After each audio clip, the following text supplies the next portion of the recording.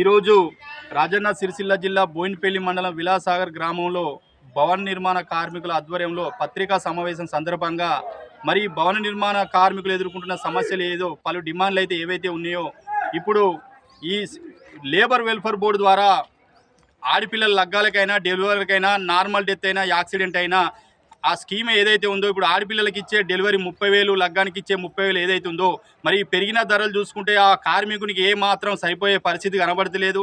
సిఐటిగా demand చేసేది ఏంటంటే ఇప్పుడు ఆడపిల్లల లగ్గాలైనా డెలివరీ అయినా ₹1,00,000 ఇవ్వాలని చెప్పి ఎన్నో సందర్భాలలో ప్రభుత్వ దృష్టికి తీసుకొచ్చినా కూడా భవన నిర్మాణ కార్మికుల విషయంలో పూర్తి అన్యాయం చేసే పరిస్థితులు కనబడుతున్నాయి. కాబట్టి ఎందుకంటే భవన నిర్మాణ రంగంలో కీలక పాత్ర పోషిస్తున్నటువంటి భవన నిర్మాణ కార్మికుల జీవితాలు అగమ్య గోచరంగా తయారైనాయి. ఎక్కడ వారికి శ్రమనే దోచుకుంటుంది తప్ప ఈ ప్రభుత్వాలు వారి విషయంలో ఎటువంటి సదుపాయాలు కల్పించడం లేదు. అందులో భాగంగా ఈ భవన నిర్మాణ రంగంలో పనిచేసేటి స్కీమ్లు ఏవైతే ఉన్నాయో అవి పెద్ద ఎత్తున పెంచాలని చెప్పి డిమాండ్లు చేస్తున్నాం.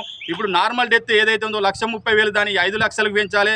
యాక్సిడెంట్ బెనిఫిట్ 6 లక్షలు ఏదైతే ఉందో అది 10 లక్షల రూపాయలకు పెంచాలని చెప్పి ఈ ప్రభుత్వ దృష్టికి తీసుకురావడం జరుగుతుంది. మరి కాంగ్రెస్ ప్రభుత్వం వచ్చే ముంగడ ఈ రాష్ట్రంలో ఉన్నటువంటి కార్మికుల విషయంలో పెద్ద ఎత్తున మేము సదుపాయాలు కల్పిస్తాం, అన్ని రకాలుగా సమస్యలు పరిష్కరిస్తామని చెప్పి అధికారంలోకి వచ్చి సంవత్సరం గడుస్తున్నా కూడా ఈ భవన నిర్మాణ కార్మికులకు ఇప్పటికి కూడా కొంతమందికి ఇల్లు లేవు అంటే మరి పరిస్థితి ఎంత అగమ్య గోచరంగా ఉందో ఒక్కోసారి అర్థం చేసుకోవాలి. అలాగే ఈ భవన నిర్మాణ రంగంలో పనిచేస్తున్నటువంటి ఇల్లు లేని కార్మికులు ఎవరైతే ఉన్నారో వాళ్ళ క్షేత్రస్థాయిలో పరిశీలించి వారికి డబ్బు ఇందిరమ్మ ఇల్లు ఏవైతే ఉన్నాయో ఆ ఇందిరమ్మ ఇల్లు వచ్చే విధంగా కూడా చూడాలని సిఐటిగా డిమాండ్ చేయడం జరుగుతుంది.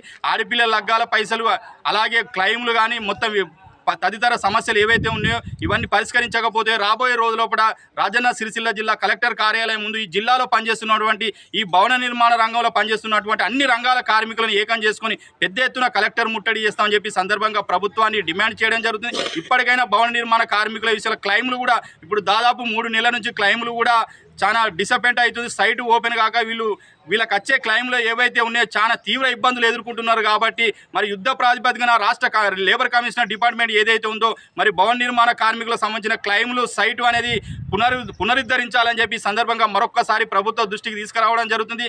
బేషరతుగా భవన నిర్మాణ కార్మిక సమస్యలు పరిష్కరించకపోతే మాత్రం రాబోయే రోజుల్లో పెద్ద ఎత్తున ఉద్యమాలకు తెరలేపుతామని చెప్పి సందర్భంగా మరొక్కసారి ప్రభుత్వాన్ని డిమాండ్ చేయడం జరుగుతుంది. జిందాబాద్ సిఐటియు, జిందాబాద్ సిఐటియు, వర్ధిల్లాలి భవన నిర్మాణ కార్మికుల ఐక్యత, వర్ధిల్లాలి భవన నిర్మాణ కార్మికుల ఐక్యత.